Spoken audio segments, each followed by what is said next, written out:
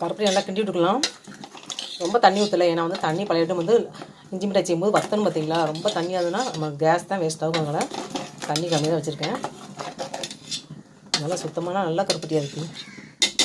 கருப்பட்டி வாங்கும்போது நம்ம வெள்ளை கருப்பட்டியாக வாங்கக்கூடாது. எப்பவுமே அதெல்லாம் பழைய கருப்பட்டியாக வாங்கும்போது நமக்கு வந்து கருப்பு தன்மை இருக்கும் பார்த்தீங்களா, அது நல்லா டேஸ்ட் நல்லாயிருக்கும் சாப்பிட்றது. ரொம்ப வெள்ளைன்னு பார்த்தோம்னா அது சுண்ணாம்பு தான் அதிகமாக இருக்கும்.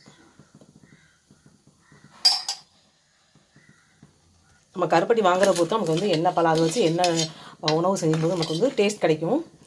கருப்பட்டி வாங்கும்போது பார்த்து வாங்கணும், நல்லா கருப்பட்டியாக பார்த்து வாங்கணும். கருப்பட்டி போய் தான் நமக்கு வந்து டேஸ்ட் கிடைக்கிறது. இஞ்சி தோல் சீவி வச்சு நல்லா கழுவிக்கலாம்.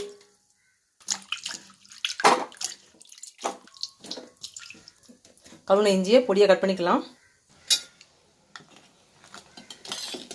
கருப்பட்டி நல்லா கரைஞ்சிடுச்சு.